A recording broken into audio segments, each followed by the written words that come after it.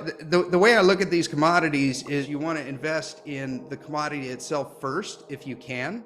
And then after that, move on to the major miners that are pulling this stuff out of the ground. And then after that, you're going to want to move into the juniors, the ones that are highly leveraged to this. I mean, some of these juniors have, like 50 cents an ounce silver in the ground. You know what I mean? That's how capital flows into the sector. Or exactly. It starts sector. with the commodity, then it moves on to the majors, and then it moves on to the juniors.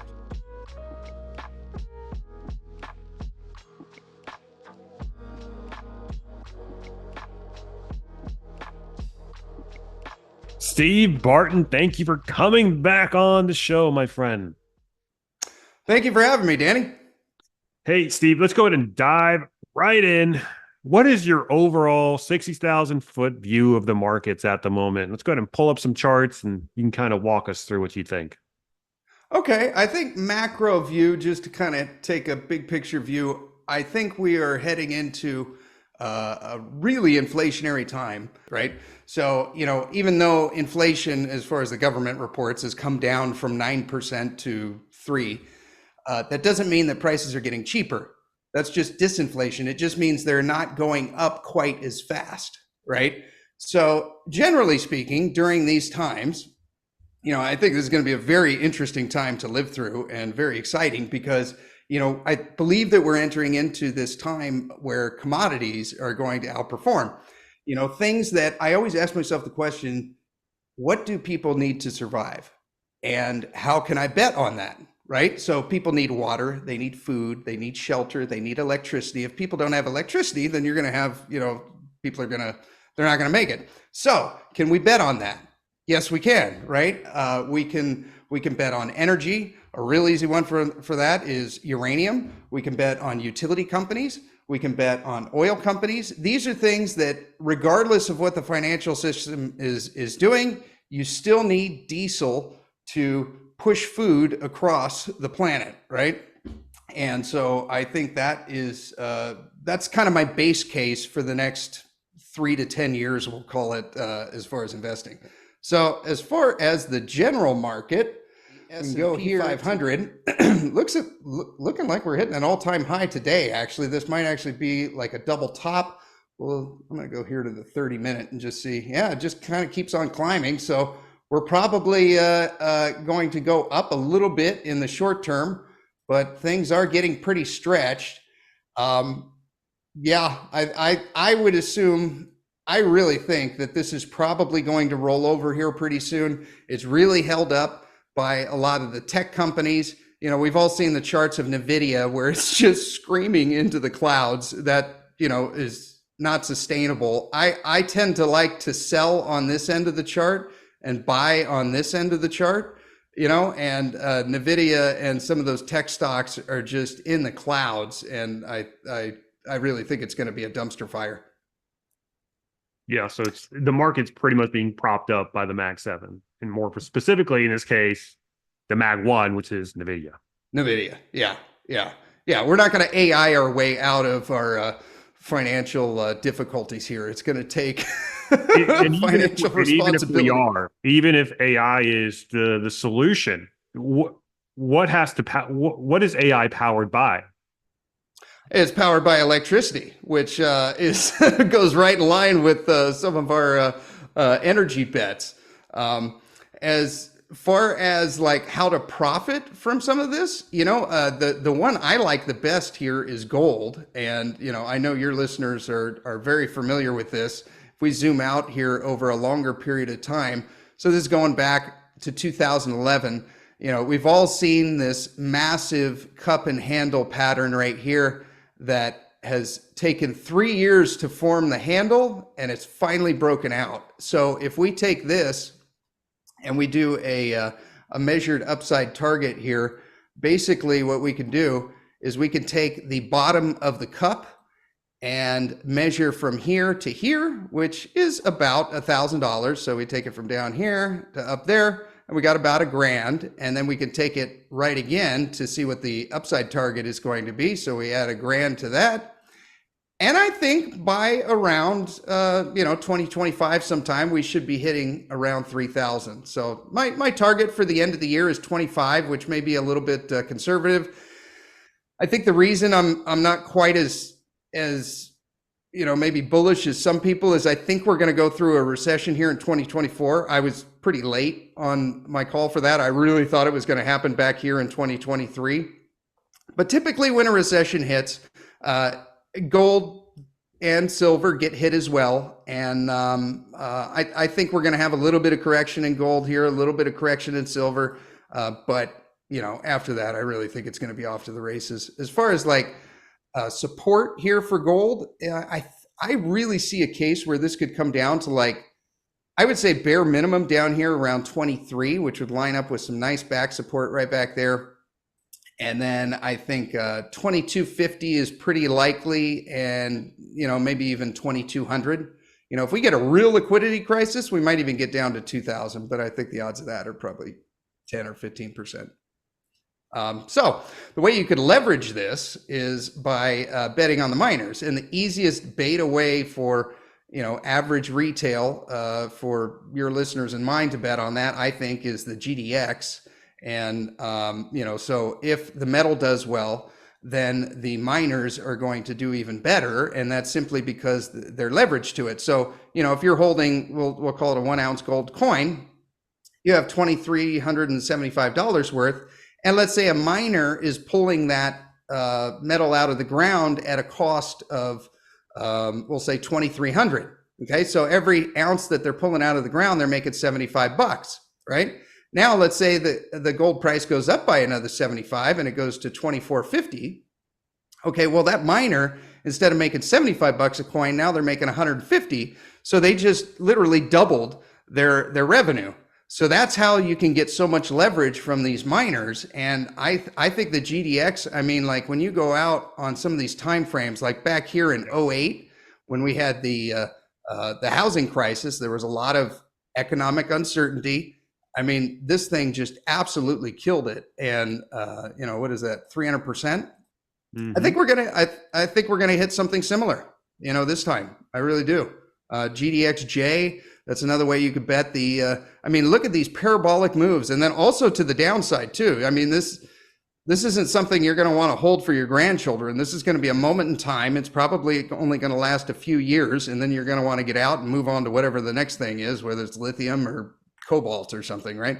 But I think that I think these are going to be really, really nice leverage bets. If gold gets hit the way I think it's going to, maybe down, 5 or 10%, there's going to be more opportunities to get into this thing. So I'd be looking for GDX as far as like maybe a limit order or something, kind of down in this range, maybe like 32. There's quite a bit of back support around 32. That might be a nice entry. Maybe we get lucky and it gets down to the 200 moving average, which by then will be around 31 or so. And then with GDXJ, we could get some limit orders back down around here, maybe $39, $38. And maybe we get lucky and it gets down to the 200 moving average and we can snag it at like 36, 37. But I think this is generally where you're going to want to be. The metal, the way I look at these commodities is you want to invest in the commodity itself first, if you can. And then after that, move on to the major miners that are pulling this stuff out of the ground. And then after that, you're going to want to move into the juniors, the ones that are highly leveraged to this. I mean, some of these juniors have, like 50 cents an ounce silver in the ground. You know what I mean? Yeah. And then after that, that's how capital flows into the sector. Or exactly. It starts with the commodity, then it moves on to the majors, and then it moves on to the juniors. So I think we're moving into a time like if I pull up gold divided by GDX here. So basically, let me go out on this here. So basically, if this goes trading view, let's just go back to 2006. So we could see that as this chart goes up, gold is doing better than the miners. If the chart goes down, then the miners are doing better than gold. And so for the general trend on this is the metal is doing better than the miners. I think we're entering a period now where this chart is going to start to go down and the miners are going to outperform the metal itself. This one is GDX divided by GDXJ. So that would be these major miners have been outperforming the juniors, and right now we're starting to get a downtick. And I think that this will generally continue. We might get a little bounce here, but I think generally, the miners have moved quite a bit in the last few years, and I think that the juniors are going to start to catch up. Should I move on to silver? Yeah, let's go and take it to silver. Okay. Silver. Now, this one is really exciting and one that took longer than I thought it would to play out. I remember Rick told me that if you're a contrarian, you need to be right within 3 years. And if it takes longer than 3 years for you to be right, you're not a contrarian anymore. You're just straight up wrong. We're approaching like 2 years and 8 months. So I was really questioning my thesis, but it's finally broken out. And the level that we passed that was really critical was about $26 and then 30. And we just now passed $30, which is extremely exciting. So we got quite a bit of support around $30. If gold gets hit, like I think it will, that's not going to matter. We're probably going to get down to 29 is going to be the next real level of support. And then maybe even, 28, I think will hold quite a bit. So I do think we'll retrace down into there. But basically what's happened here is we've pierced like a 11 or 12 year balloon, right? So the last time we were up in the 30s was way the heck over here, right? We had a hot minute with the silver squeeze where it bounced up, but then after that, it was just 3 years of just being decimated. And we finally pierced that balloon again. So from 2013 to now, 11 years later, we finally breached that resistance line. And I think the next upside is probably going to be around 34, $35. So I'd anticipate that this would come down, kind of consolidate a little bit, and then probably start trading in this 30 to 34 range. So leveraging that, you can play SIL. I like this one a lot as far as a way to play the miners. It's not necessarily all miners. There's like Wheaton Precious Metals in there, which is a royalty company, but it's pretty leveraged to the silver price. So I like this one a lot. I also like SILJ. So this is SILJ is the junior silver miners ETF, and this one's even more leveraged, like we were talking about with the miners. It's more leveraged to the price of silver. Don't really see any entries on this. Maybe we get a retracement down here to like $11 or maybe like around 10.50 or so. That might be an interesting entry point. And then a listener just told me about this one, SLVP. Have you heard of this one? No, this is my first time. Okay, yeah. He said that this one has a lower expense ratio. I haven't looked into it much, but something worth bringing up. Maybe your listeners can pick this one up and compare and contrast the two. I just found out about 20 minutes ago, so I didn't get a chance to look into it. But I figured it was worth looking up. It almost follows the chart exactly. So like if I overlay SILJ on here, I mean, orange is SILJ, and then the bar chart is SLVP. I mean, it's pretty much a carbon copy, but if they're taking less as far as a management expense, then might be worth looking into. But if silver gets hit down around 28 or 29 or so, this is going to come down and should create some nice entry points. And then this is one that I've had for a while. I finally trimmed my position, but Silvercrest. Have you heard of this company? I have. Yes, very excited about this one. It's been killing it. Very leveraged to the silver price. They have no debt.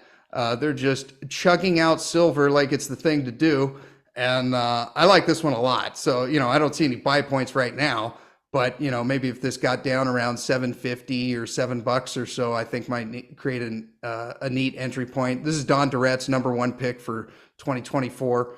I think there's some real potential here, but technicals are a little stretched, but they're coming down. So I think that, if we get a correction here, I think Silvercrest could really benefit from that. And then here's some more ratios here. So this is silver divided by SIL. And if we go out here, as the chart goes up, silver is outperforming the silver miners ETF. If it goes down, then the silver miners are outperforming the metal itself. So, kind of like we saw with gold, I think that, the miners are starting to outperform the metal. I think we're getting pretty close to that. Silver usually lags. If you go back in history, it'll lag against gold. Gold usually moves first and then silver. So I think now is the time to be positioning in some of these silver miners. And if we leverage it even more, so we'll divide SIL divided by SILJ. So the silver miners are still outperforming the juniors right now. And so this is going back about 2 years. And the major miners are outperforming the juniors here. So until this trend line gets broken and this starts to break down, I think the bet right now is the major silver miners. And then, once this chart starts to break down, I think we're going to, the bet will be onto the juniors. I see. So I see you've got copper there as well. What is Dr. Copper prognosis of the economy? Dr. Copper. Now, this one surprised me. I didn't think we'd see $5 copper before the recession, but I was wrong. There it is, right there. It actually happened. Hit 520. That was an all-time high. Started to consolidate back down a little bit. I drew in this 425 right here. Not that it has to obey that, but I'm hoping it does. There is a decent amount of back support on that. So I'd really like to see copper come down and settle on this. We'll see if it does or not. I mean, when you go back and look over history, copper usually gets hit right along with a recession. That's why they call it Dr. Copper. But maybe this was copper forecasting the recession, and we've already put in a bottom, right? Maybe not, but it makes sense if you have less demand for building houses and less demand for stuff. Copper's likely going to get hit. So I do have a small bet in copper. I already put, what percentage do I got? I've only got 2.5% of the portfolio in copper. So I really am expecting that copper is going to get whacked, and then I can pile in and buy more. The easiest way that I see to play that, for the beta retail investor, people that have lives and enjoy fishing, is to play COPX. And so this is just an ETF of copper miners. And, I don't really see any buy points right now. We want to see the RSI get down. We want to see the MACD get down, the stochastic get really in the toilet. And I think this is going to be the easiest way to play it, is just bet on an ETF for the miners or hand pick the best miners, right? Here's COPJ. I like this one a lot. Sprott just issued this about a year ago. And so this is basically just a bunch of junior copper miners. So this is really leveraged to copper here because it's the juniors, and as the price goes up, their margins go up even higher, like we talked about. So entry points for this, I don't know, maybe a starter position here around $21 and then a bigger one around $19.50, something like that. And then if we get back down here into the 16s like we had 6-8 months ago, I think that would be a real back up the truck moment. And as far as time frame, so we'll take copper divided by COPX. So let me zoom out a little bit here, there you go. So this one goes back to 2010. As the chart goes up, the metal is outperforming the miners. As it goes down, the miners are outperforming the metal. And we can see that, up here, since then, the miners have been outperforming the metal itself. So if we take COPX divided by COPJ, now not a whole lot of history on this because COPJ just IPO'd about a year ago, but we can generally see that the copper miners are outperforming the junior miners. Mm-hmm. So kind of like silver, I think right now is the time to be, nibbling at and starting your positions in the major copper miners. Once we see this break down and the trend lines start to go down, I think then we need to basically take some profits in those major miners and put some of that into the junior sector, if you want the leverage and you want the upside there. And then everyone's favorite yellow metal, arguably for our uranium fans, What's it looking like there? Hey guys, quick pause. Have you ever dreamed about seeing any of the cool guests that we get on Capital Cosm or that you see on these other YouTube channels in person? Well, now you can. We can see Rick Rule, Adrian Day, Danielle DiMartino Booth, Dr. Nomi Prinz, Grant Williams, James Rickards, Lobo Tigre, and more. You can do so by joining the Rick Rule Symposium July 7th through the 11th. You can register now. Link to that is down below. And it takes place in Boca Raton, Florida, on a beach resort. You get to meet all the cool people that you've been watching on YouTube, and you get to do it beachside on a resort. What more do you want?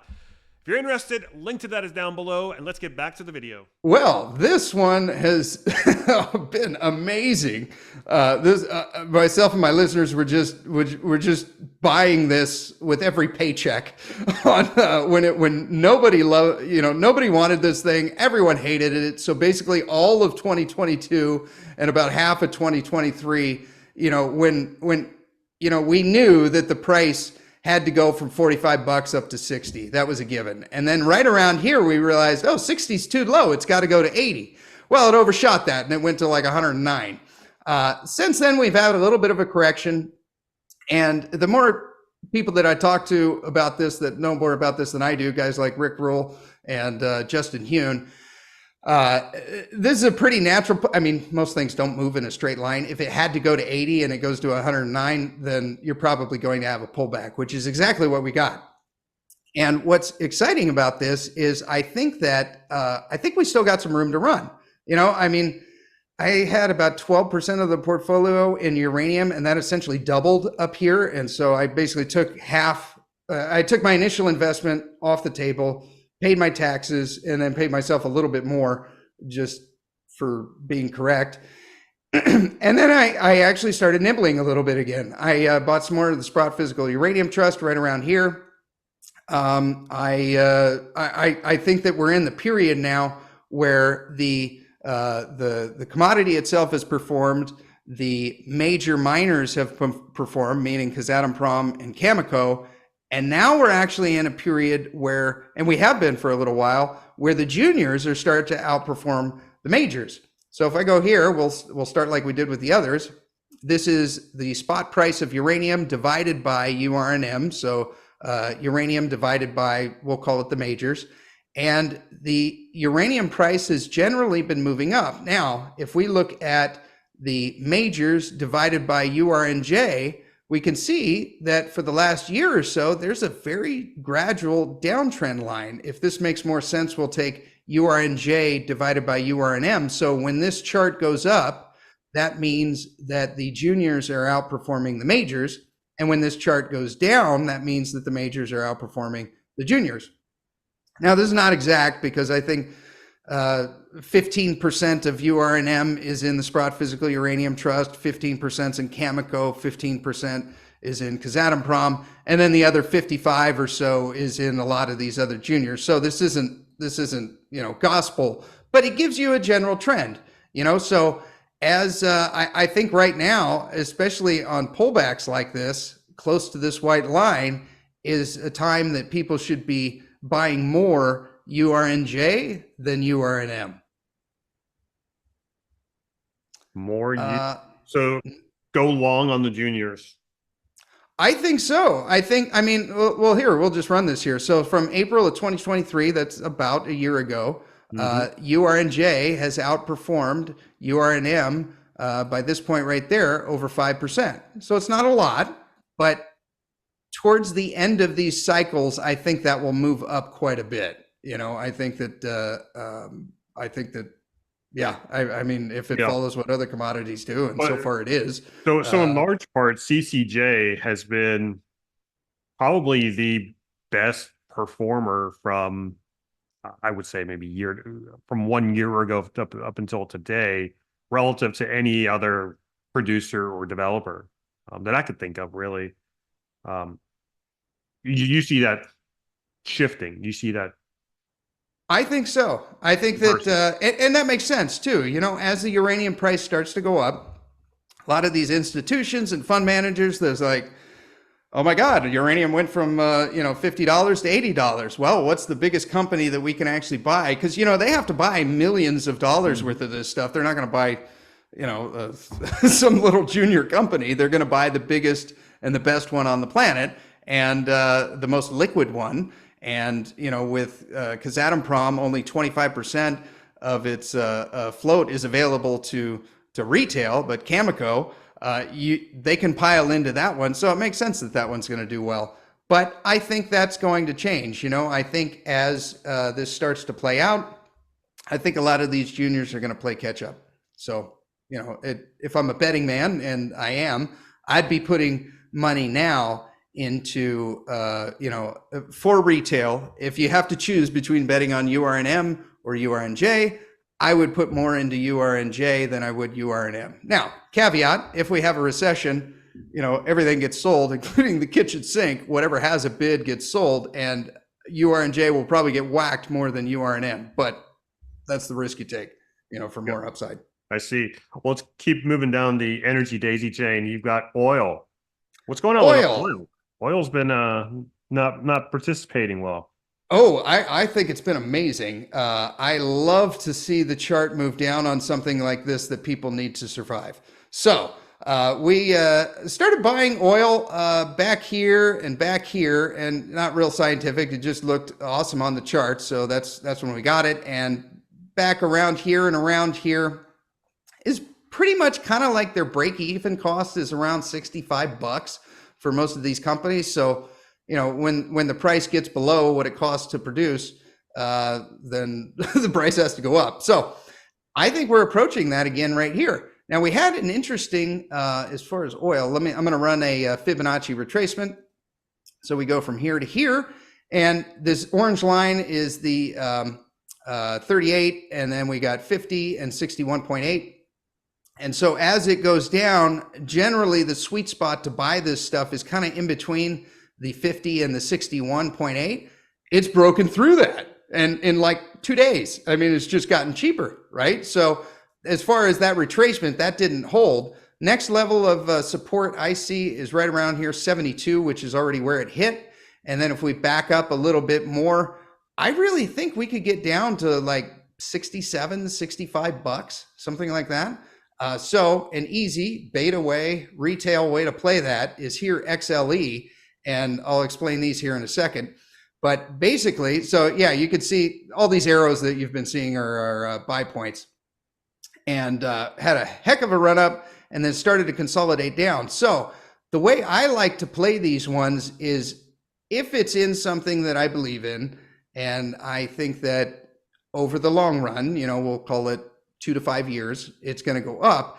As the price falls down here, I buy more. So just for illustration purposes, let's say we want 10 shares of XLE here. We buy one at the 38% retracement, then we buy 2 shares at the 50% retracement, then we buy 3 shares at the 61.8, and then if that cup and handle breaks like it did in crude oil itself, and we get stupid cheap down here, this would bring it back down to around $65 a barrel. Then we make our final 4 shares, so betting 40% of the bet when it's the cheapest. When this does reverse, if we're right, you get in the black real quick when you are buying more on the way down. And so these percentages right here are the dividends. And since this is an ETF, it's not going to be exact, but basically what I did was I just added up the last 4 dividends from this ETF and then projected that out over the next year. So if they paid those exact same dividends, which they won't, but they'll probably be close, these are the percentage dividends that you'll lock in by purchasing it at this price. So you can see this, doing air quotes, 1 share that we bought here, or the 10% of the bet, you lock in 3.19%. And then as it goes down, then you lock in 3.28. See, it went up 3.38, and then way down here, 3.65. So one that would be a little bit easier to do that on is one like Chevron here. I'll skip Exxon for a moment. But if we look at their dividends, we can see that they have just been consistently, so this goes back to 2017, $1.08, $1.08 a share, $1.12 a share, $1.19. This is just one of those ones that just continually goes up. And if the price goes down, your yield is going to go up, right? So as this thing gets cheaper, your dividend yield goes up. You pretty much lock it in at that price. And now these dividends compound over time. And you can see over years or even decades, you pass this on to your children and you live off the dividends. So I like that one a lot. I also like Exxon. I did the math on Exxon here, assuming that they don't cut their dividends or reduce them. This is what you'll get at $110. You'll get 3.45%. You'll get 3.7 down here at 101. I was locking in these down here at a rate of about 4%. So now, since then, had 2 dividend payments. I just reinvest those into the initial bet, and that's how it starts compounding. Yeah, as far as like oil, number 1 is Exxon. Number 2 is going to be Chevron, which is right in a really interesting buy point right now. Hitting right on the 200 moving average. Let me get this little orange circle out of the way. I put that there, so I made sure that I would talk about it on my next show. But hitting right on the 200 moving average. Technicals aren't quite down where we want them yet. Like we want them like down here. See how that RSI is just below the line, and look at the buy point right there. I mean, that's relatively cheap compared to the last couple of years. And yeah, I think this one is probably going to get cheaper. I think the oil's starting to break down, and maybe it's sniffing out the coming recession, and less need for air travel and just people going on vacation and stuff. And I think these companies will also take a bit of a hit, but these companies are just absolutely swimming in cash, and they're rewarding their shareholders with amazing dividends, and they're reducing the number of outstanding shares. So whatever shares you have become more valuable because there's fewer of them. Another one here is Occidental. I'd put this one at number 3. Broke down through the Fibonacci. This is Warren Buffett's favorite. The one thing I don't like about it is the dividends are kind of paltry, only 1.27% at current share price. However, this one is way more leveraged to the oil price than the previous 2. So let's say you catch a little moment here where you think that oil is probably going to rebound. Maybe we have a little more turmoil in the Middle East or something, and you think that oil is going to go up.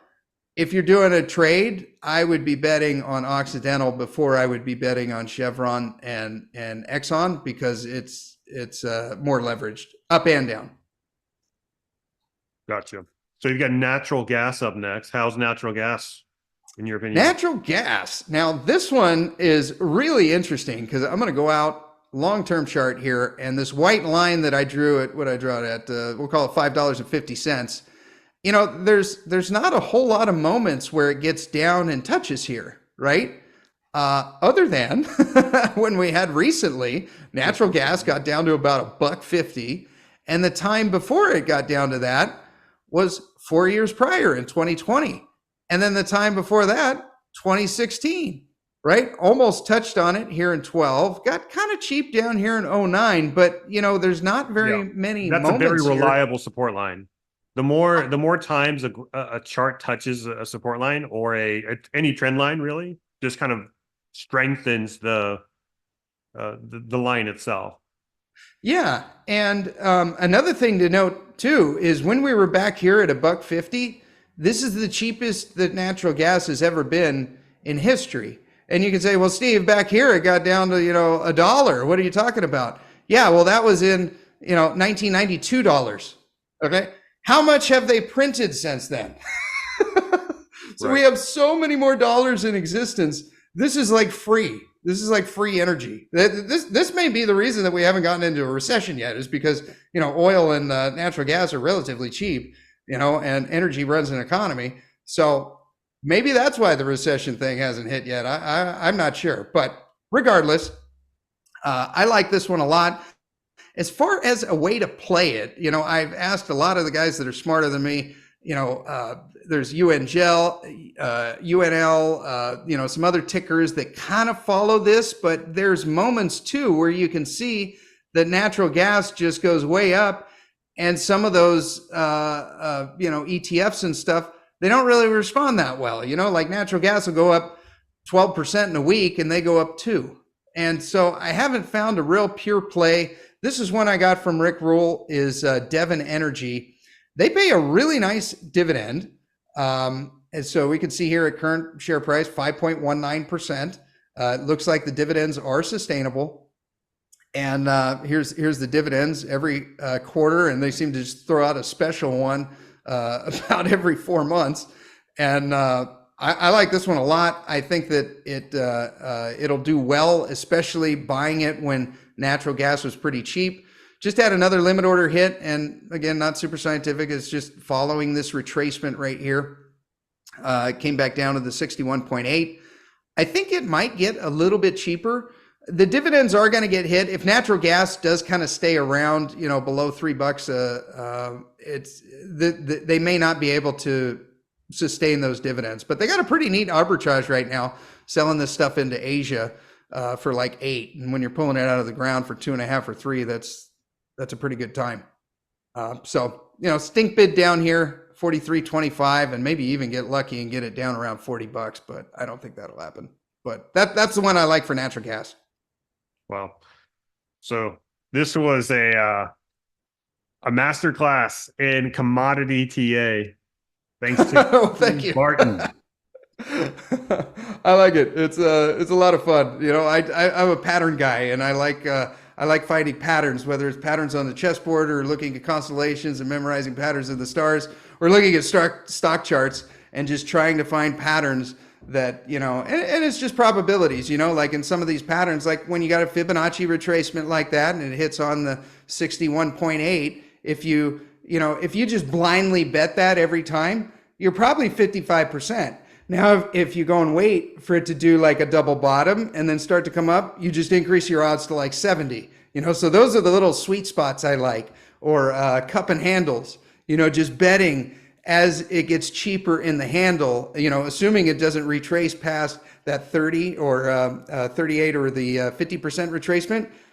Man, I dig it. It's a lot of fun.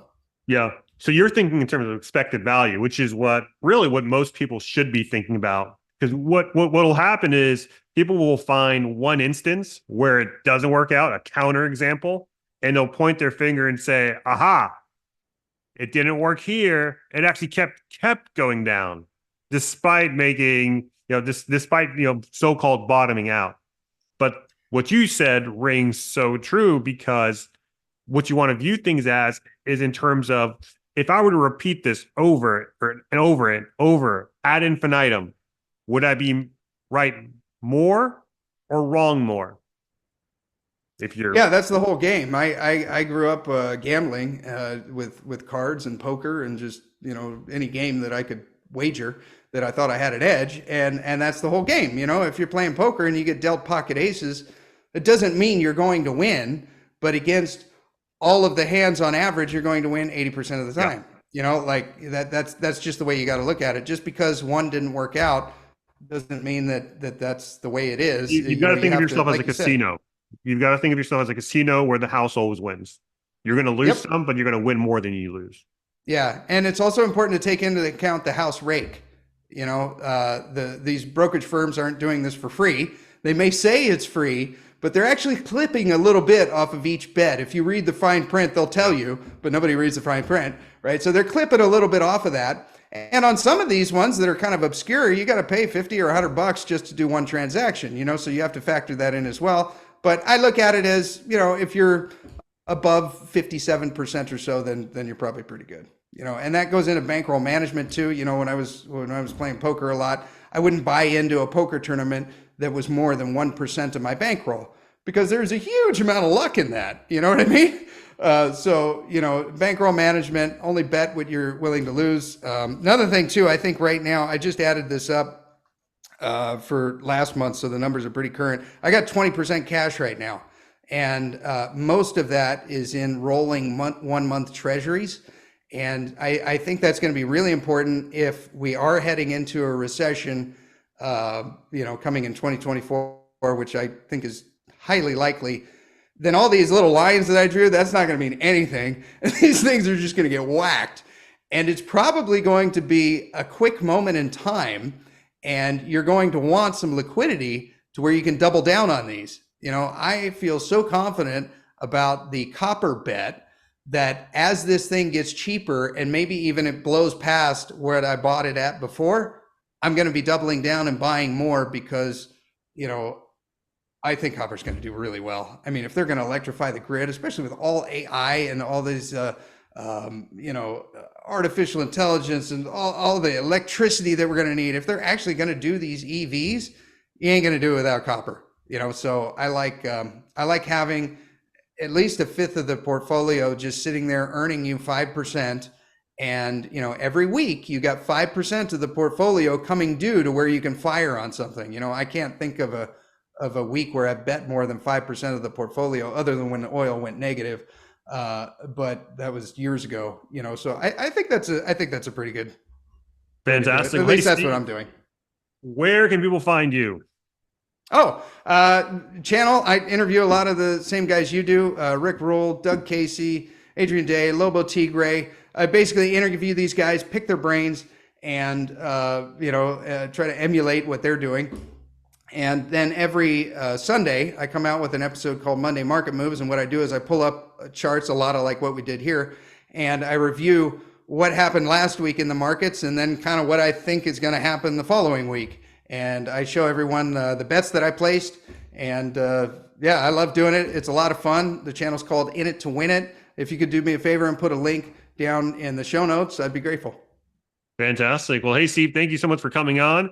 And if you enjoyed this video, be sure to give us a like, comment down below. Let me know if you agree or disagree with Steve's recession take or with any of his charts that he just outlined, went through in the episode. And with that said, you guys, I will catch you in the next episode.